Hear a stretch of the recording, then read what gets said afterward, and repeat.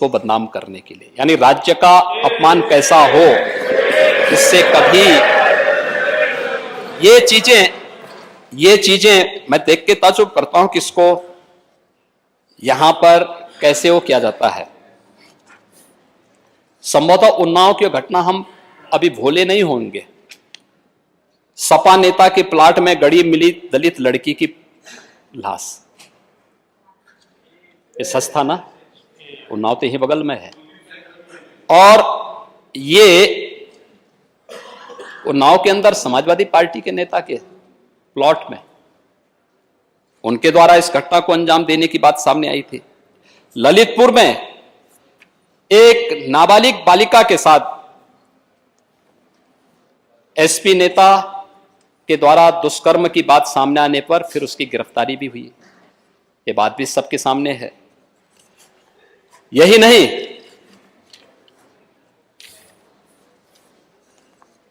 और भी तमाम मेरे सामने तो बहुत बड़ी वो है, लेकिन अगर मैं इसको पढ़ने लग जाऊंगा तो अनावश्यक रूप से एक वैसी स्थिति पैदा होगी।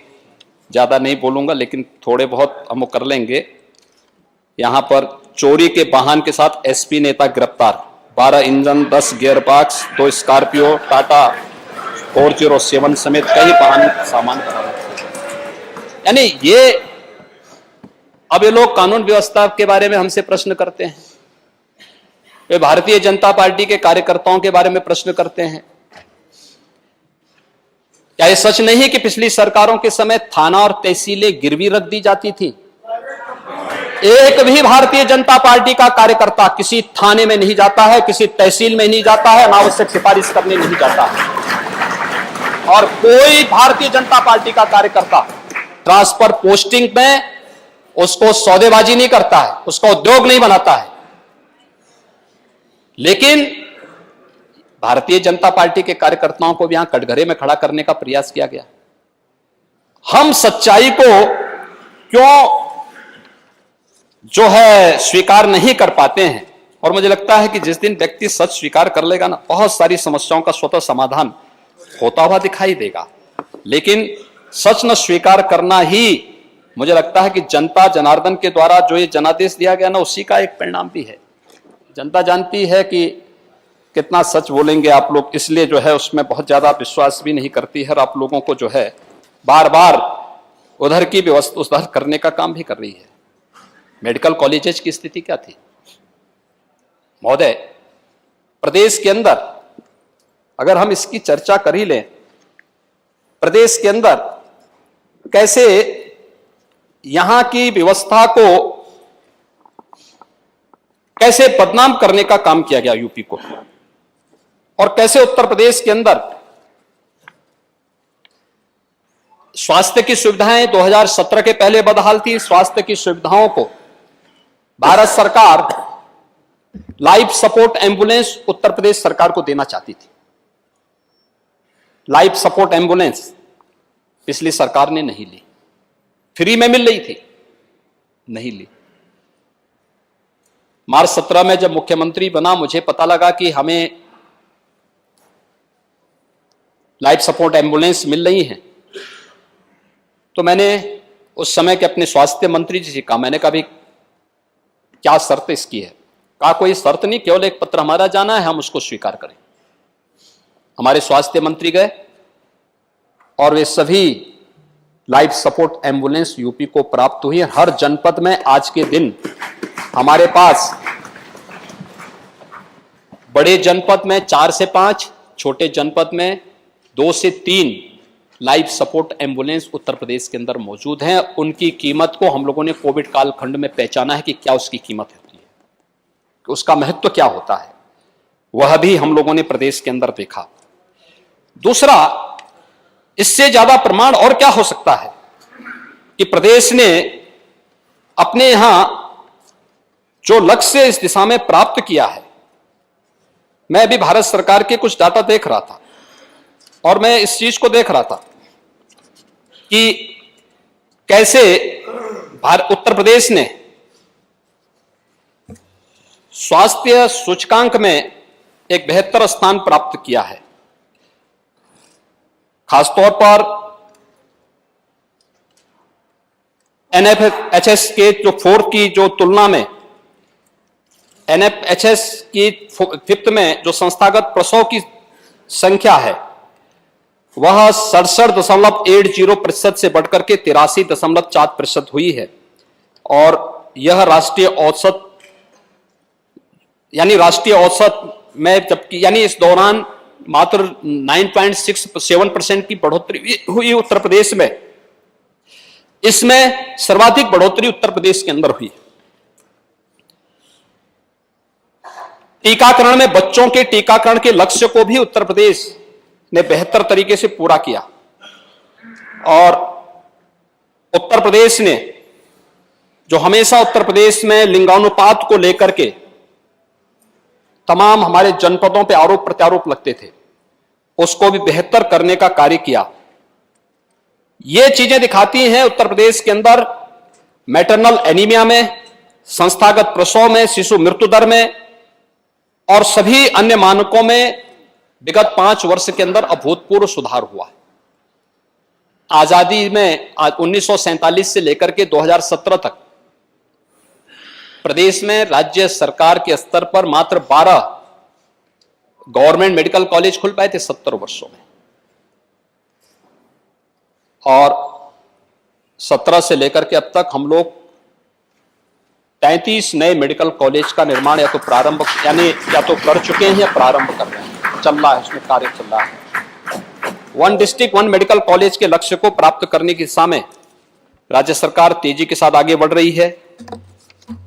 प्रदेश के अंदर एम्बुलेंस के बेड़े को बढ़ाने, उसके स्ट्रेंथनिंग करने, उसको डिसेंट्रलाइज करने की कार्रवाई भी युद्ध स्तर पर वर्तमान में चल रही है और इससे ज्यादा प्रमाण और क्या हो सकता है महोदय।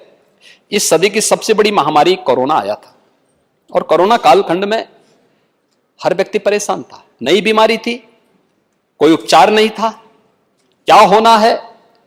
उस समय विपक्ष ने किस प्रकार की भूमिका का निर्वहन किया था, क्या स्थिति थी। अरे कोरोना एक अदृश्य शत्रु था, होना यह चाहिए था कि हम सबको मिलकर प्रधानमंत्री मोदी जी के साथ मिलकर के देश की लड़ाई को आगे बढ़ाना चाहिए था।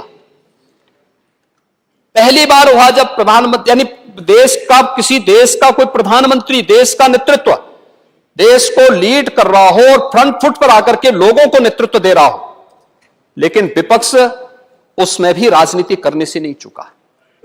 आपने देखा होगा कहां थे लोग लॉकडाउन के दौरान, जरूरतमंदों को भोजन देने में किसी का पता नहीं। राजनीतिक विपक्षी दलों के नेता गायब, उनके कार्यकर्ता गायब।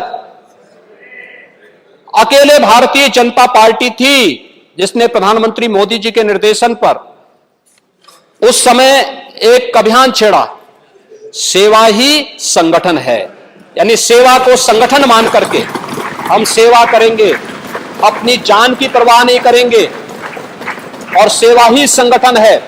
भारतीय जनता पार्टी का कार्यकर्ता, विचार परिवार का कार्यकर्ता, राष्ट्रीय स्वयंसेवक संघ का कार्यकर्ता एक एक घर में गया, एक एक व्यक्ति को सहायता देने में उसने किसी भी प्रकार की कोई कोताही नहीं बरती, कोई भेदभाव नहीं किया, हर एक घर तक पहुंचा था और सरकार भी उसी आधार पर प्रधानमंत्री मोदी जी के नेतृत्व में काम कर रही थी। महोदय, परिणाम आए। मैं कुछ डाटा दे रहा हूं और नेता प्रतिपक्ष अगर उसको नोट कर लेंगे तो अच्छा होगा कि ये चीजें उनके लिए बहुत महत्वपूर्ण होंगी। आप प्रोसीडिंग का हिस्सा ही मंगा सकते हैं, कोई दिक्कत नहीं है, लेकिन मैं चाहूंगा कि नोट करेंगे तो एक गंभीरता बनेगी, लोगों को सुनने में अच्छा भी लगेगा। देखिए, उत्तर प्रदेश की आबादी 25 करोड़ है। आज कुल एक्टिव केस कोविड के आए हैं 127।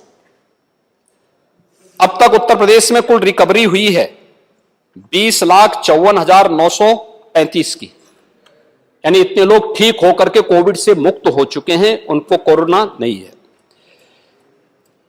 कुल मृत्यु हुई है, यानी हमारा जो रिकवरी रेट है वह है 98.8%। कुल मृत्यु 23,519 की पिछले 2 साल से अधिक समय में, मार्च 2020 से लेकर के अब तक। कुल टेस्ट हम लोगों ने किए हैं 11,40,53,968 की। कुल टीकाकरण हम लोगों ने इस दौरान किए हैं वो 32,55,73,442 वैक्सीन भी उपलब्ध करवाए हैं। और आरटीपीसीआर की जो लैब्स स्थापित की है वो 209 लैब्स इस दौरान प्रदेश के अंदर हम लोगों ने स्थापित की है। आज हम 4 लाख टेस्ट पर डे करने की क्षमता रखते हैं। हमारे पास जो कुल बेड्स हैं 1,61,000 से अधिक हमारे पास बेड्स मौजूद हैं जो कोविड के लेवल 1, लेवल 2, लेवल 3 के हैं, जिसमें हम कोविड के पेशेंट को उपचार की सुविधा उपलब्ध करा सकते हैं।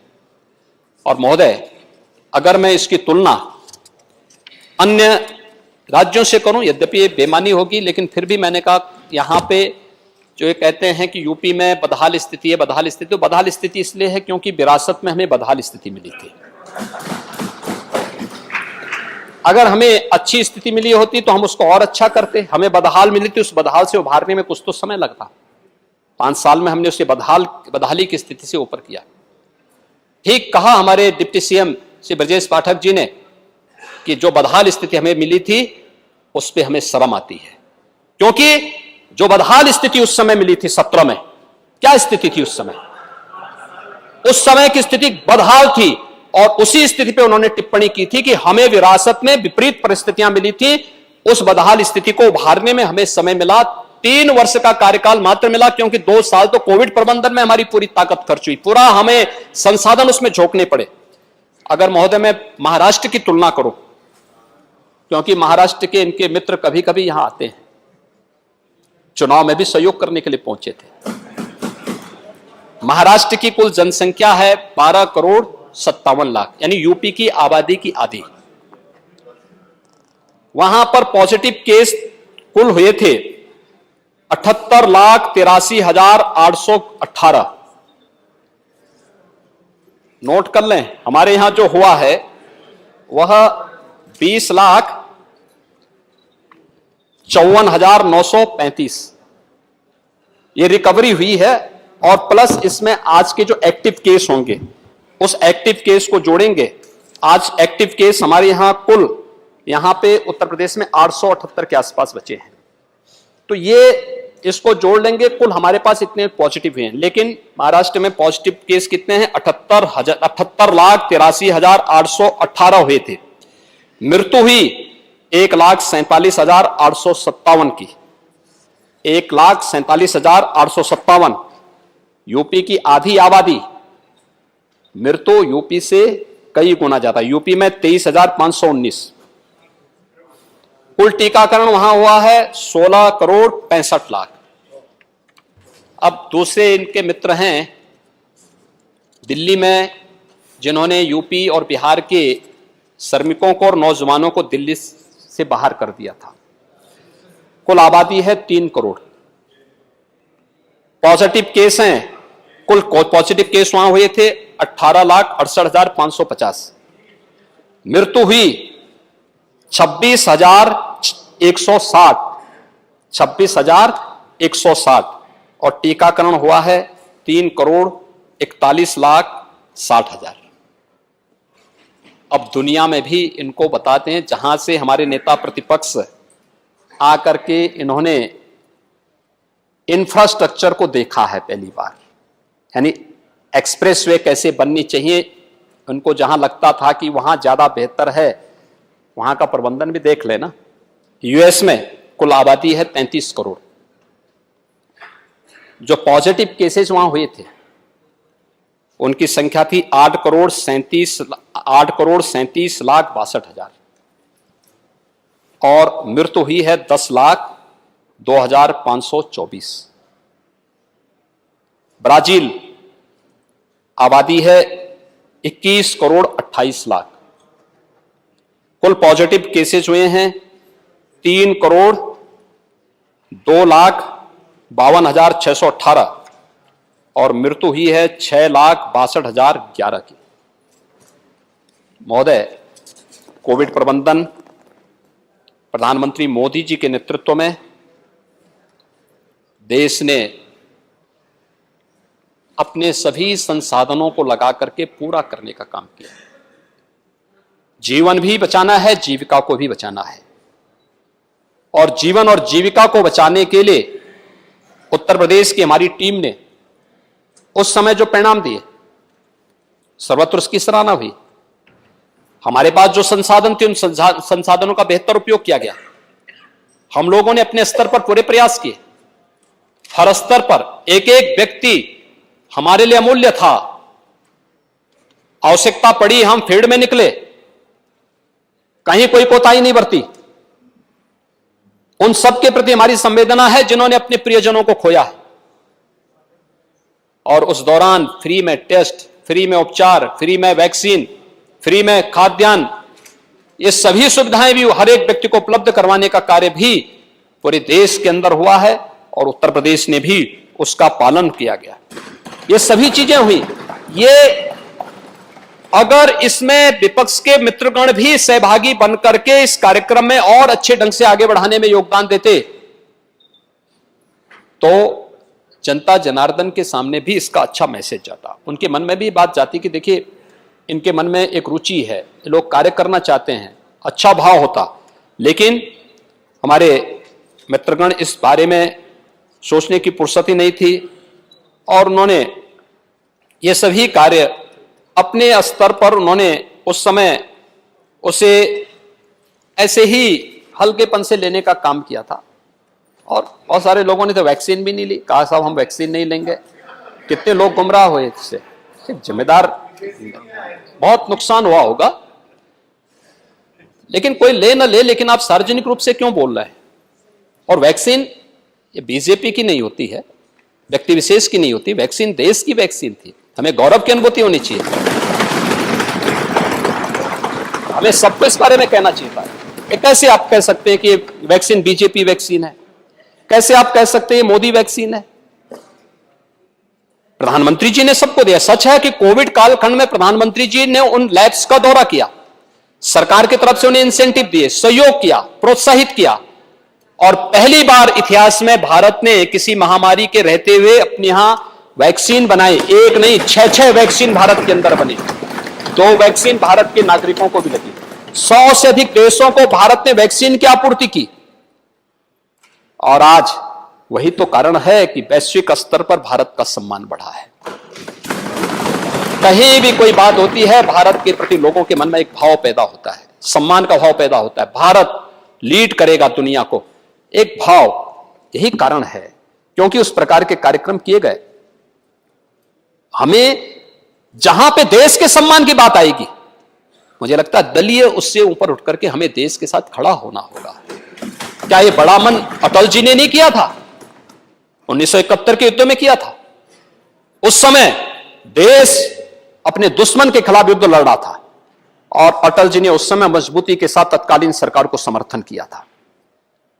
क्या ये सच नहीं? जब लोकतंत्र का गला घोंटा जा रहा था, तब भारतीय जनता पार्टी, तब भारतीय जनसंघ ने अपने आप को विसर्जित करके कहा था कि लोकतंत्र को पहले बचाओ, देश को पहले बचाओ, पार्टियां बचती रहेंगे। और उस समय काम भी किया था। क्या हम इन दलीय सीमाओं से ऊपर उठकर के देश के बारे में सोच पाएंगे, अपने नागरिकों के बारे में सोच पाएंगे? और मुझे लगता है ये सोच अगर होती तो इस कभी वो नहीं होती, इस प्रकार के प्रश्न नहीं खड़े होते यहां पे। ऐसे निराश्रित गौवंश की स्थिति भी थी। ये सच है, 2017 में हम लोगों ने अवैध बूचड़खानों को प्रतिबंधित किया।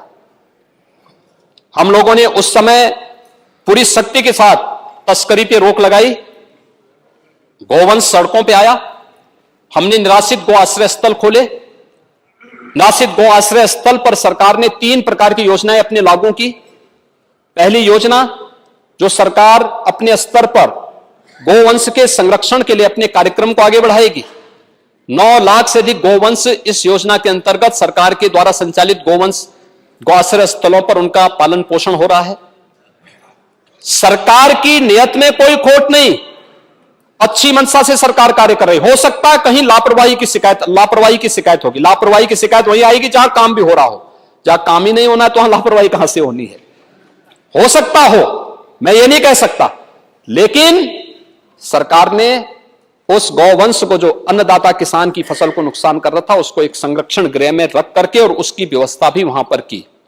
और यही नहीं, हमने सहभागिता योजना के अंतर्गत भी इस कार्यक्रम को आगे बढ़ाया। अगर कोई किसान निराश्रित गौ आश्रय स्थल से गोवंश को अपने घर में रखेगा तो हम उसको 900 रुपए हर गोवंश की हर महीने उपलब्ध करवाएंगे।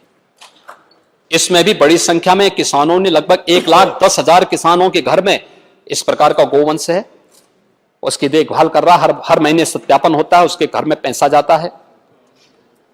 तीसरी योजना पोषण मिशन के साथ हम लोगों ने जोड़ करके देखी कि हमारे गौ आश्रय स्थल पर तमाम गाय ब्याह जाती थी, उन गायों के द्वारा, उन गायों को अगर हम किसी कुपोषित परिवार को देंगे तो कुपोषित परिवार को दूध मिलेगा और साथ साथ उसका पालन पोषण भी होगा, गाय का पालन पोषण भी होगा।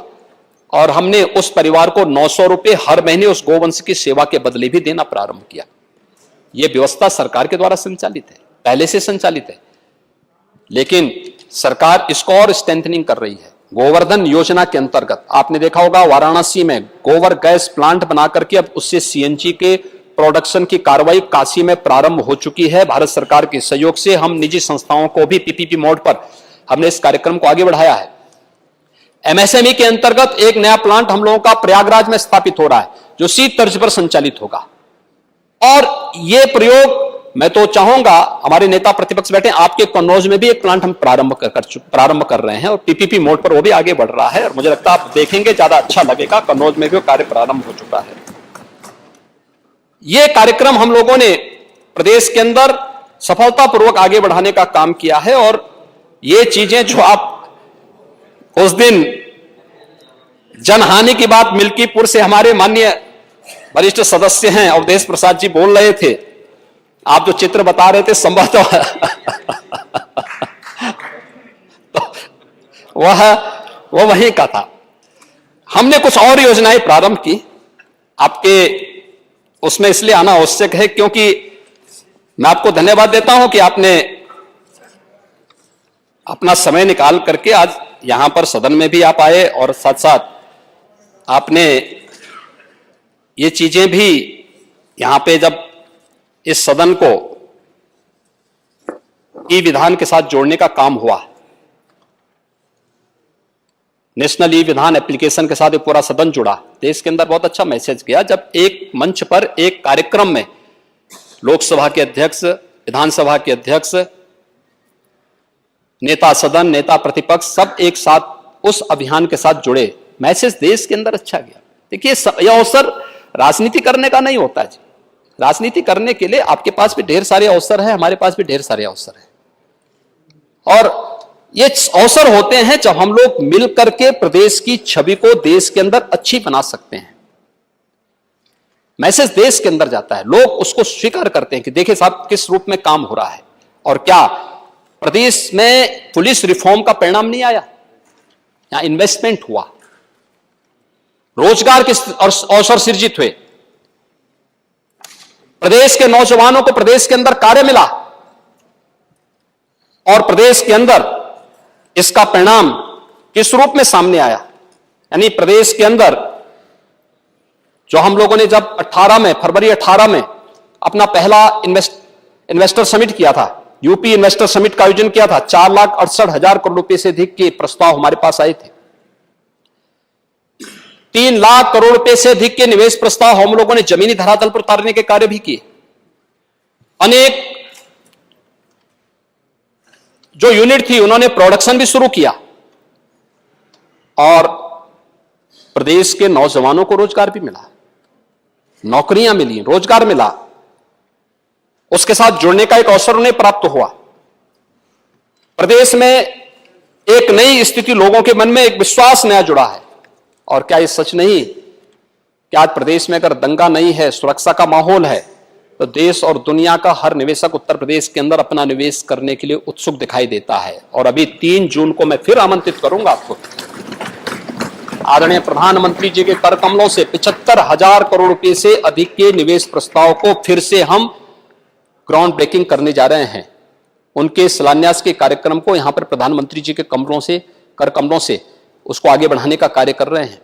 क्या ये प्रदेश के विकास में सहभागी नहीं? क्या विपक्ष को अपने साथ मिलकर के कार्यक्रम को आगे, एक साथ मिलकर के, सत्ता पक्ष के साथ मिलकर के इस कार्यक्रम में सहभागी नहीं बनना चाहिए था? आप अपनी बात करेंगे, हम अपनी बात करेंगे, लेकिन जब विकास की बात आएगी दोनों को मिलकर के उस कार्यक्रम को आगे बढ़ाना होगा। और मुझे लगता है एक ग्राउंड ब्रेकिंग का एक कार्यक्रम यहां पर आज अगर हर एक निवेशक इस दिशा में आगे बढ़ रहा है तो मुझे लगता है कि हमें उत्तर प्रदेश की इस उपलब्धि पर गौरव की अनुभूति करनी चाहिए, हर उत्तर प्रदेश वासी को करनी चाहिए। और मुझे लगता है प्रतिपक्ष उत्तर प्रदेश के बाहर का नहीं, उत्तर प्रदेश के अंदर का ही है, तो कम से कम उसको तो बोलना चाहिए कि हमारा उत्तर प्रदेश अब दंगा विहीन है, दंगा मुक्त है। अब उत्तर प्रदेश में दंगे नहीं होते हैं, उत्तर प्रदेश में शांति है, सौहार्द है। अच्छा मैसेज देना चाहिए। आप लोग भी अगर यही बोलेंगे कि साहब यहां बाहर जाकर के आप उत्तर प्रदेश की छवि को धूमिल करेंगे और उसके बाद फिर टिप्पणी करेंगे सब नहीं हो रहा है, तो कैसे काम चल सकता है। एक जिम्मेदार विपक्ष की जिम्मेदारी बनती है कि वह भी अपनी जिम्मेदारी को समझें कि कैसे हम इस कार्यक्रम को आगे बढ़ा सकते हैं।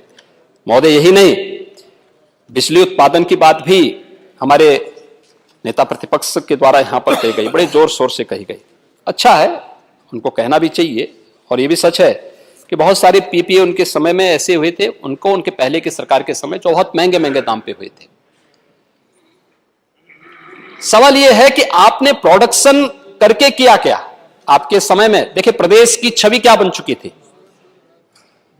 छवि यह थी जहां प्रदेश की सड़कों पे गड्ढे हो जाएं, शुरू हो जाएं, मान लो उत्तर प्रदेश की सीमा आ गई, 17 के पहले छवि थी। और जहां सायकाल होते ही अंधेरा प्रारंभ हो जाए, उत्तर प्रदेश आ गया, यही तो होता था। आज उत्तर प्रदेश की इंटर स्टेट कनेक्टिविटी हो, आ रहा हूं चाचा पे भी आ रहा हूं। नहीं, मैं क्या कह रहा हूं भाई, सवाल वही सी पे मैं आ रहा हूं। इंटर स्टेट कनेक्टिविटी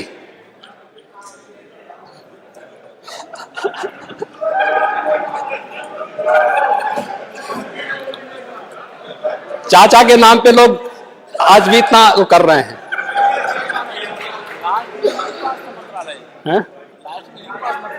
हाँ, इंटर स्टेट कनेक्टिविटी, 4 लेन की कनेक्टिविटी से जुड़े हैं। उत्तर प्रदेश के अंदर एक्सप्रेस हाईवे, मैं उसमें बहुत वो नहीं आना चाहता, अब उत्तर प्रदेश एक्सप्रेस वे के रूप में जाना जा रहा है। और इसलिए मैं कह रहा हूं कि आगरा लखनऊ एक्सप्रेसवे से पहले यमुना एक्सप्रेसवे बन चुका था, और यमुना एक्सप्रेसवे के पहले मुंबई पुणे एक्सप्रेसवे बन चुका था। उससे पहले सरदार अटल बिहारी वाजपेयी जी ने इस देश के अंदर स्वर्णिम चतुर्भुज योजना के अंतर्गत अंतर्राष्ट्रीय मानक के हाईवे कैसे बनने चाहिए, यह इस देश को दे दिया था। मुझे लगता है कि अटल जी के मॉडल को हमें देखना चाहिए था। और स्वर्णिम चतुर्भुज योजना के अंतर्गत या हाईवे के हम अंतर्राष्ट्रीय मानक के हाईवे यहां बना सकें, और उस प्रकार के कार्य आजादी के बाद पहली बार हुआ था। और सरदार अटल जी ने उस समय जो निर्णय लिया था, लोग बोलते थे क्या ये हो पाएगा, आखिर हुआ ना। और ये कार्य आज यूपी के अंदर पिछले 5 सालों के दौरान हुआ। कनेक्टिविटी बेहतर हुई, एक्सप्रेस हाईवे बने। पूर्वांचल एक्सप्रेसवे प्रधानमंत्री जी ने 9 नवंबर में राष्ट्र को समर्पित कर दिया है।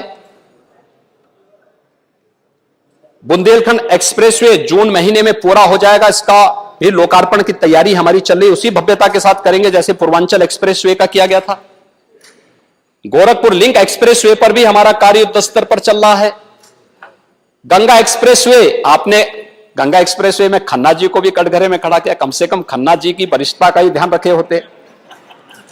आप नारा लगा रहे थे एक दिन की फर्रुखाबादी चूसे गन्ना और एक्सप्रेसवे ले गए खन्ना। मुझे लगता है कि खन्ना जी ने विकास के कार्यक्रम को अपने यहां मॉडल दिया, लेकिन साथ साथ फर्रुखाबाद को भी हम लोग लिंक वे के साथ जोड़ रहे हैं।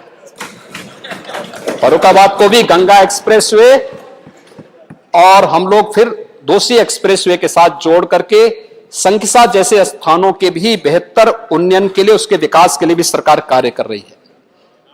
कम से कम आप लोगों को इससे बचना चाहिए भी।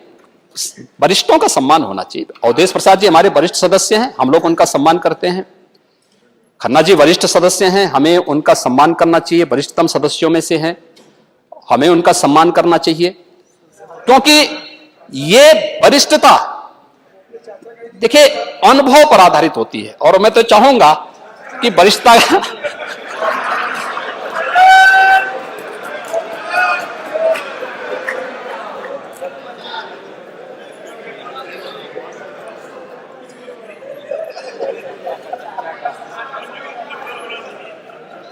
महोदय, हम लोग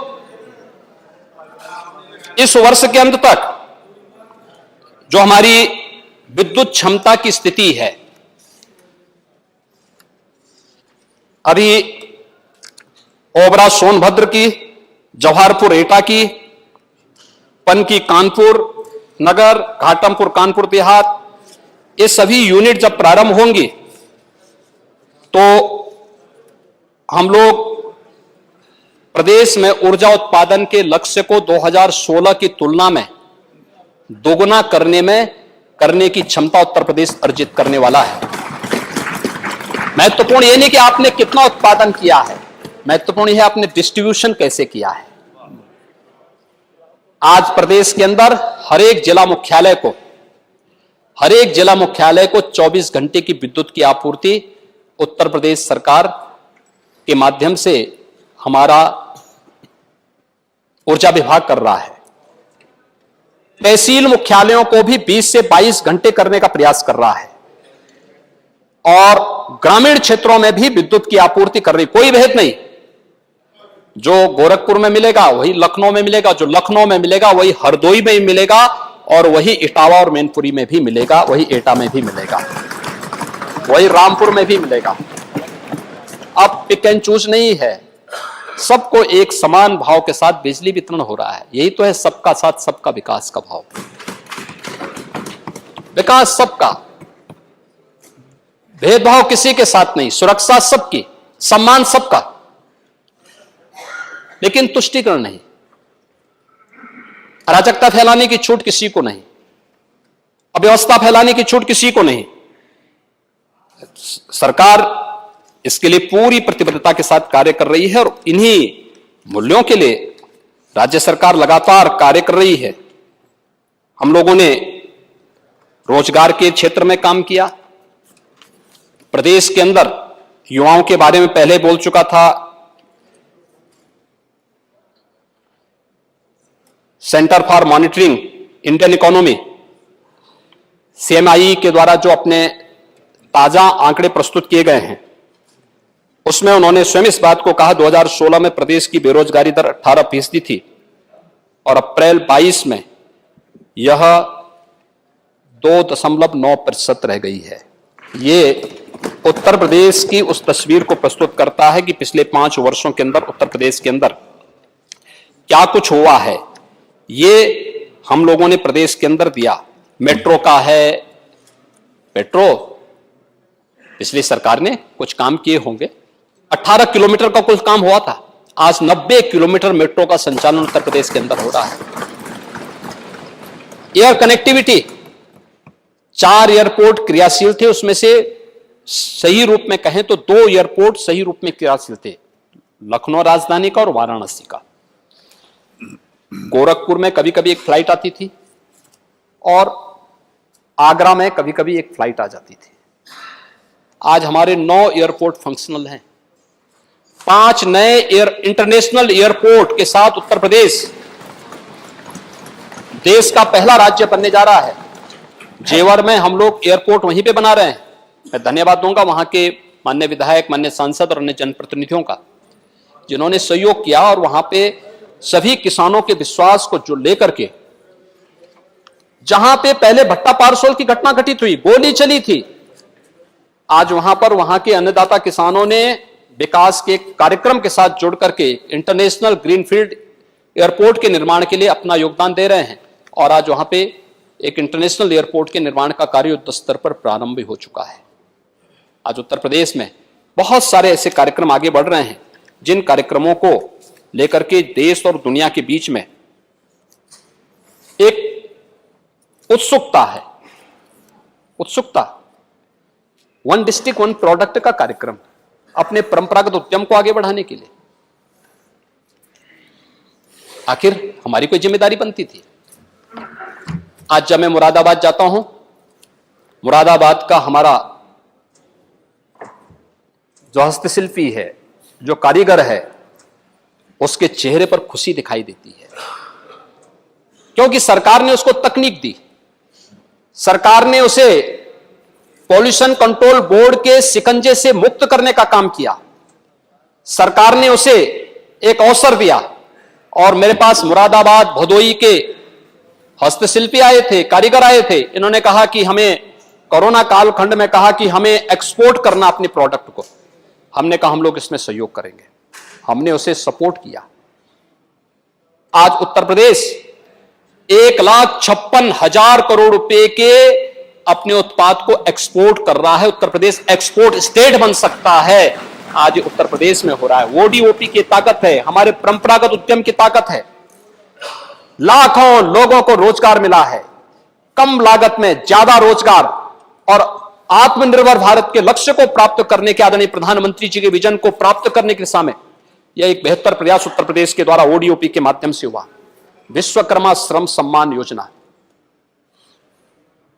16 ऐसे हस्तशिल्पियों के प्रशिक्षण का कार्यक्रम।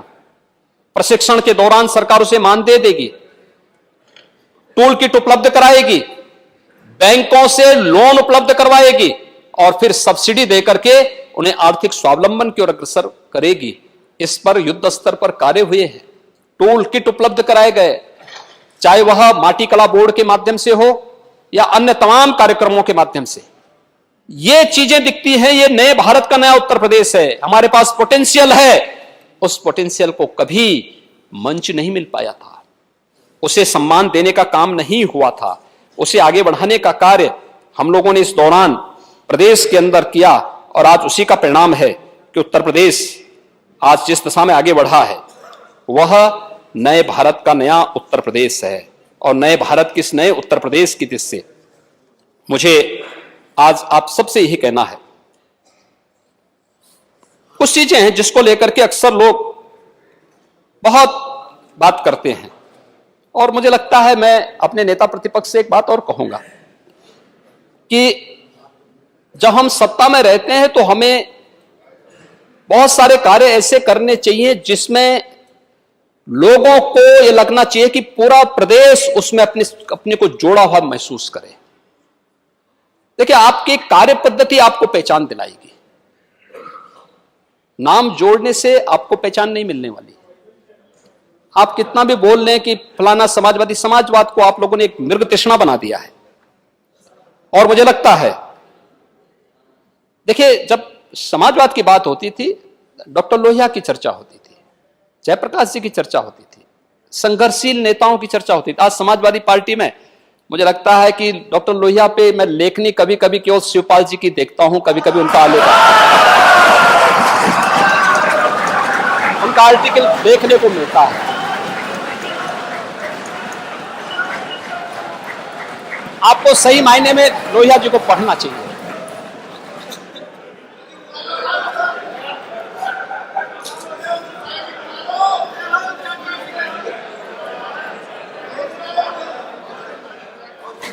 लोहिया जी को पढ़ना चाहिए। लोहिया जी ने बहुत सारी चीजें कही थी, लेकिन जब आप आज समाजवाद की बात करते हैं और समाजवाद की जो स्थिति देखते हैं, लोगों को लगता है ये अस्वाभाविक है, अप्राकृतिक और अमानवीय हो गया है। लोग इसको स्वीकार करने को तैयार नहीं है। और सही कहूं, पूरा प्रदेश राम राज्य का पक्षधर बन चुका है।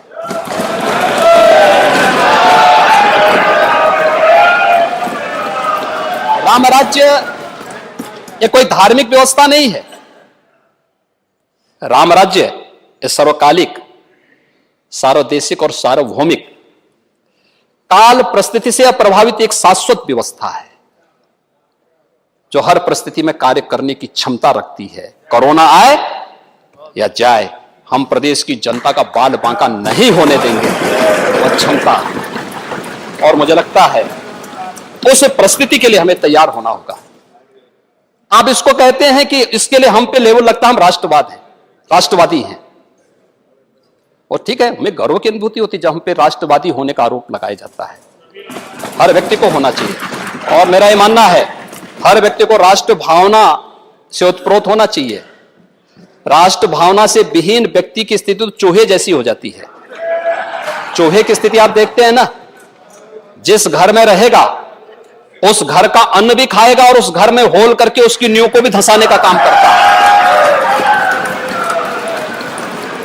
तो चूहा बनने की बजाय राष्ट्रवादी बनना श्रेयस्कर है, और मुझे लगता है इस बात को हमें ध्यान में रखना होगा। उन चीजों को लेकर अगर हम आगे बढ़ सकें तो बहुत अच्छा होगा। और मैं चाहूंगा कि हमें इस दिशा में बहुत एक लंबी यात्रा प्रदेश के अंदर आगे बढ़ानी है।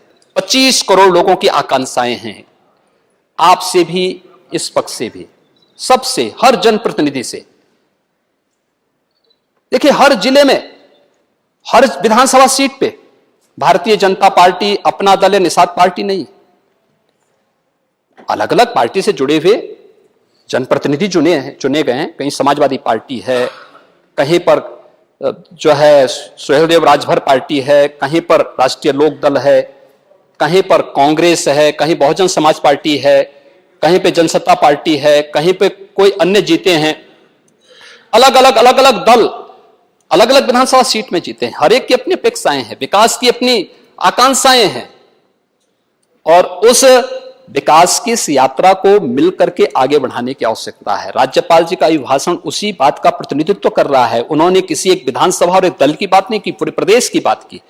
उस प्रदेश के विकास की यात्रा को साथ साथ मिलकर के चलने की आवश्यकता है। सत्ता पक्ष विपक्ष जब विकास के साथ एक स्वर से बोलेगा, हमारे राजनीतिक मतभेद हो सकते हैं, हम उसको लेकर के आगे बढ़ेंगे, लेकिन विकास की इस यात्रा में, क्योंकि एक लंबी यात्रा है और इस यात्रा में रास्ते अलग अलग हो सकते हैं, लेकिन मिलकर के आगे बढ़ना होगा। तब उत्तर प्रदेश आदरणीय प्रधानमंत्री जी के विजन के अनुरूप उन लक्ष्यों को प्राप्त करने में सफल होगा। ये यात्रा साथ साथ आपकी भी चल रही, हमारी भी चल रही है, लेकिन अंतर यही है, हम साथ साथ भी हैं और पास पास भी हैं। लेकिन आप साथ साथ तो हैं, लेकिन पास पास तो हैं, लेकिन साथ साथ नहीं हैं। यही अंतर है।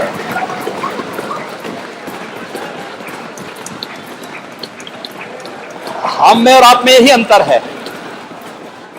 हम पास पास भी हैं और साथ साथ भी हैं। इसमें से बहुत सारे सदस्यों की आप जाति नहीं बता सकते, लेकिन आप पास पास होते हुए भी साथ साथ नहीं हैं, और यही आपकी सबसे बड़ी विफलता है। राज्यपाल जी के भाषण का अगर आप सम्मान किए होते, मुझे लगता है बहुत अच्छा होता। आपने यद्यपि अपने भाषण में कहा, इस बार का उल्लेख किया कि राज्यपाल जी का हमने विरोध नहीं किया। राज्यपाल जी का आपने विरोध नहीं किया, लेकिन आपके माननीय सदस्य नारेबाजी जो कर रहे थे, राज्यपाल गो बैक के नारे लगाए जा रहे थे, आपके समर्थन में नारे लगाए जा रहे थे। ये कोई मंच नहीं था। देखिए, हमें चौका और चौराहे की बात को याद करना होगा। इस सदन में क्या बात होनी चाहिए और चौराहे पे क्या बात होनी चाहिए, दोनों में अंतर होना चाहिए। ये मंच व्यक्तिगत आरोप प्रत्यारोप का मंच नहीं हो सकता है, व्यक्तिगत आक्षेप का मंच नहीं हो सकता है। सम्मान अगर आपका है तो इस पक्ष का भी सम्मान है। दोनों एक दूसरे का सम्मान करके मिलकर के अगर आगे बढ़ेंगे, और राज्यपाल जी का अभिभाषण प्रदेश के विकास के लिए है। अगर हम उस अभिभाषण का विरोध कर रहे हैं तो इसका मतलब हम प्रदेश के विकास का विरोध कर रहे हैं। हम प्रदेश के विकास के बैरियर बनना चाहते हैं। प्रदेश की जनता क्या हमें इसको देख नहीं रही है? और मुझे लगता है जनप्रतिनिधि के रूप में हम लोग अगर इन भावनाओं को एक साथ देख सकें, बहुत अच्छा होगा। मुझे प्रसन्नता है कि इतने माननीय सदस्यों ने इस पूरी चर्चा में भाग लिया, और इस चर्चा को आगे बढ़ाने के साथ ही उन्होंने उत्तर प्रदेश देश के अंदर बहुत कुछ कर सकने की क्षमता रखता है। देखिए, इतने रोचक बातें आई हैं, मान्य सदस्य ने हर एक ने कुछ ना कुछ नया कहा है, और जो नया कहा है उन सब पर सरकार अवश्य विचार करेगी। मैं एक बार फिर से सभी मान्य सदस्यों का जिन्होंने इस चर्चा में भाग लिया, उन सब का हृदय से मैं धन्यवाद ज्ञापित करता हूं, खासतौर पर नेता प्रतिपक्ष का। नेता प्रतिपक्ष के साथ ही हमारे जो अन्य दलीय नेता हैं, राष्ट्रीय Lokdal, Sahdev Rajbhar party, Congress party, Bahujan Samaj party, Jansatta party और हमारे सहयोगी दल निषाद राज पार्टी के साथ ही अपना दल एस और अन्य जितने भी हमारे माननीय सदस्य हैं, उन सभी ने जिसने भी चर्चा में भाग लिया, उन सबको मैं हृदय से धन्यवाद देता हूं। लेकिन मेरा आप सबसे अनुरोध होगा कि हम सब मिलकर के समवेत स्वर में, समवेत सदन को संबोधित करने के लिए राज्यपाल महोदय आई थी, तो समवेत स्वर से इसको राज्यपाल जी के प्रति कृतज्ञता ज्ञापित करते हुए धन्यवाद प्रस्ताव पारित करके राजभवन में हम राज्यपाल महोदय के समक्ष भेजें कि उत्तर प्रदेश का यह सदन आपके प्रति कृतज्ञता ज्ञापित करता है, आपके मार्गदर्शन के लिए कृतज्ञता ज्ञापित करता है, आपका आभार व्यक्त करता है, और सदन की ओर से हम महामहिम राज्यपाल जी को धन्यवाद ज्ञापित कर सकें। मैं इसका अनुरोध भी माननीय सदन से करूंगा। बहुत बहुत अध्यक्ष जी, आपने इतनी शालीनता के साथ इस सदन को चलाया, बहुत अच्छे ढंग से सदन चल रहा है, अधिक से अधिक सदस्य बोल रहे हैं, और 167 सदस्य किसी चर्चा में भाग लें, ये अपने आप में बहुत एक नया वो है प्रयोग। यहां की प्रोसीडिंग, मैं तो आपसे अनुरोध करूंगा कि यहां की जो प्रोसीडिंग राज्यपाल के चर्चा के साथ ही जो चर्चा अभी आगे हमारी बजट पे भाषण हो, बजट की चर्चा आगे बढ़ेगी, इसकी भी प्रोसीडिंग बना करके हिंदी इंग्लिश में इसका ट्रांसलेट करते हुए हर विधानसभा को और संसद की लाइब्रेरी को भी भेजना चाहिए लोग, क्योंकि ये जो चीज आ रही है, मैंने पहले भी कहा था कि जो चर्चा हमारे माननीय सदस्य करते हैं, हो सकता है भाषा में कोई टूट फूट हो सकती हो, लेकिन उसके भाव में कहीं कोई किसी प्रकार का वो नहीं है, बहुत पवित्र भाव है, बहुत पवित्र भाव के साथ वो काम करता है, विपरीत परिस्थितियों में काम करता है, कोई अधिकार न होते हुए भी जनता की जलालत को झेलता है और फिर वहां काम करता है, फिर अपनी बात को रखने के लिए आता है। उन परिस्थितियों में भी वह जिस बात को बोलता है तो उसका सम्मान भी हो, और फिर उसको हम भेजें। सरकार के पक्ष में भी हमें, सरकार के स्तर पर भी इस बात को कहूंगा कि अलग अलग विभाग उन बातों को नोट करके उस पर उस कार्रवाई को आगे बढ़ाएंगे जिन विभागों से संबंधित मुद्दे हैं और जिनको लेकर के माननीय सदस्यों ने मुद्दों को आगे बढ़ाया है। मैं एक बार फिर से आपका इस सदन को इतने अच्छे ढंग से आगे बढ़ाने के लिए हृदय से आभार व्यक्त करता हूं। माननीय नेता प्रतिपक्ष को, अपने सभी दलीय नेताओं को हृदय से धन्यवाद देता हूं। विश्वास करता हूं कि सदन की गरिमा को हम इसी रूप में बना के रखेंगे। धन्यवाद।